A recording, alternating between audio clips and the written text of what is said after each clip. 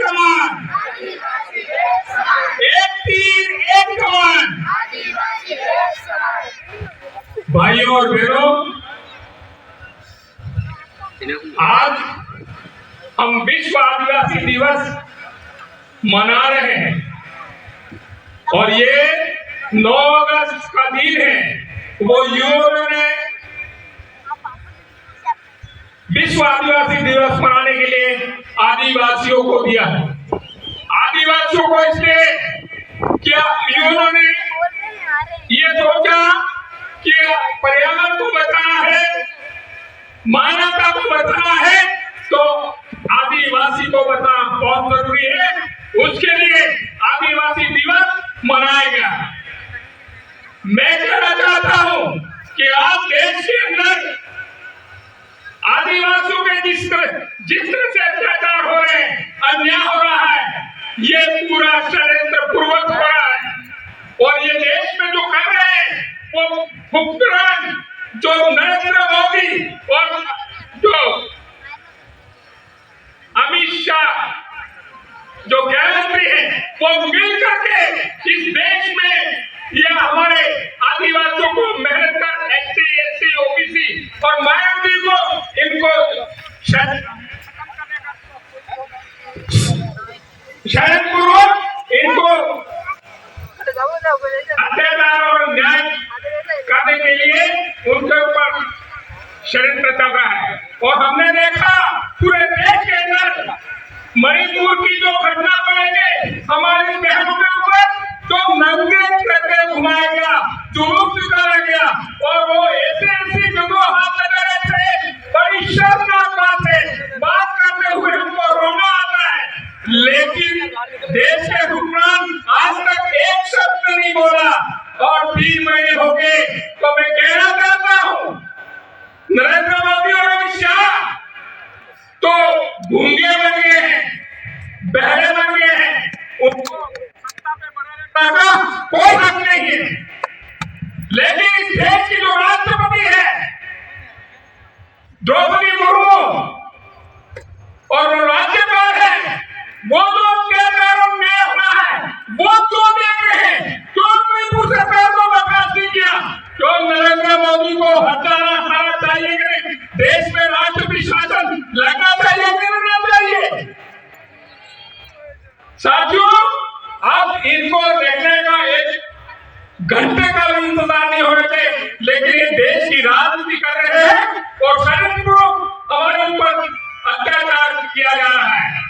तो मैं साथियों कहना चाहता हूं कि पूरे देश के अंदर चाहे कांग्रेस हो चाहे बीजेपी हो, आपने देखा होगा विश्व आदिवासी दिवस जब हम शुरुआत में मना रहे थे तो वो विरोध करते थे और क्या कहते थे बीजेपी वाले कि विश्व वनवासी दिवस, यानी कि आदिवासी का नाम पत्र देना नहीं चाहते थे और जोहार का विरोध करते थे। आज आदिवासी परिवार की बदौलत पूरे देश के अंदर जोहार जोहार जोहार हो गया और जो विरोध करते थे वो भी जोहार का नाम लेकर छोड़ दिया। ये हमारी महत्वपूर्ण उपलब्धि है। और आज देख रहे हम सारी पार्टियों के लोग तो बोल रहे हैं, लेकिन आज विश्व आदिवासी दिवस के दिन कांग्रेस पार्टी राजनीति कर रही है। हमारे आदिवासियों का जो दिवस था उसको भी वो मानकर आकर के शरण ग्रुप ये चाहते हैं कि आदिवासियों को 20 दिवस है उसको अनाथ कर दें। लेकिन उनकी ये जो मंशा है वो कामयाब नहीं होने वाली है। और आज हमने देखा कि उनकी जो गाड़ियां गाड़ी थी उसमें भी बीच प्रदेश का झंडा लगा हुआ था, जय जोहार का झंडा लगा हुआ था। तो उनको भी हमको शर्म आनी चाहिए, तुम आपको बीच प्रदेश की घोषणा करो। इसलिए मैं कहना चाहता हूं कि अब ये समय आ गया है पूरे देश के आदिवासियों का। पूरे देश के आदिवासी कोई पार्टी नहीं होती है। पूरे देश के आदिवासियों को बड़े अत्याचार हो रहे हैं, अन्याय हो रहा है, उसके खिलाफ हमको एक आवाज में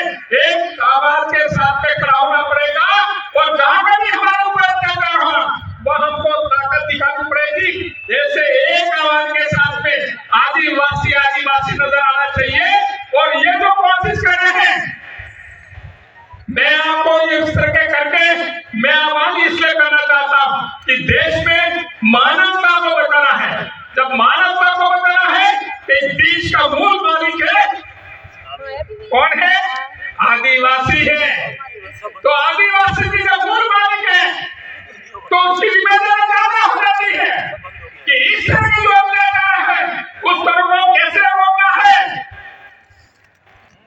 इसलिए अभी जो पार्टियां है, अभी जो व्यवस्था है, अभी जो संविधान है उसको तहस नहस करना चाहते हैं। इस संविधान को खत्म करना चाहते हैं कांग्रेस और बीजेपी दोनों की मिली भगत से। और जब संविधान के अंदर दे दिया है जो सभी हमको हक अधिकार दिए हुए उसकी पालना नहीं करना चाहते। हमने विधानसभा में जाके बोला कि 5वीं अनुसूची लागू करो, लेकिन तैयार नहीं है। आदिवासी सरकार मुख्य है, उसके अंदर मुख्यमंत्री अध्यक्ष बना हुआ बैठा है और वो मुख्यमंत्री हमने पूछा कि अध्यक्ष को आदिवासी को बनाओ, आप कैसे बने हो, आपको छोड़ देना चाहिए। तो क्या बोलते मैं अध्यक्ष हूँ क्या? अरे वो आश्चर्य से आपको पूछ रहा था कि हम अध्यक्ष है क्या? जब उसको यही मालूम नहीं है इस तरह से धोखा में रखे आदिवासियों के साथ हमने 5 साल तक लगातार किया। इसलिए हम कहना चाहते हैं कि मांगे की राजनीति राहुल और राहुल तो आ रहे हैं तो वो वापस जा रही है और इस इलाके में केवल और केवल आदिवासियों की करेगी। हम चाहते ही नहीं चाहते, हम किसी तरह का दबाव नहीं चाहते, हम अत्याचार नहीं करना चाहते, लेकिन इस मानवता को बताना है तो निश्चित रूप से मानवता को बताना है तो हमको निश्चित रूप से आगे आना पड़ेगा। और हम चाहते हैं सारे लोग मिलकर के जो न्यायप्रिय है, जो संविधान को मानने वाले हैं, वो लोग सब हम मिल करके इस व्यवस्था को बदलें। और ऐसी आपने देखो क्योंकि घटना स्वागत नहीं करना चाहता है, लेकिन जो देश के अंदर एक मुद्दा का हमारा खून उठता है, हमको रोना आता है, लेकिन भाइयों रो के भी करें क्या? रो के भी करें क्या? हम इससे चाहते हैं कि जो हमारे हुक्मरान है और हमारे अपने जो कलेक्टर, हमारे जो अधिकारी है, उनको भी शर्म आती है कि इस तरह से ये जो अन्याय हो रहा है उसमें आदिवासियों के साथ में खड़ा होना चाहिए, लेकिन उनको भी ये समझ में नहीं आ रहा है।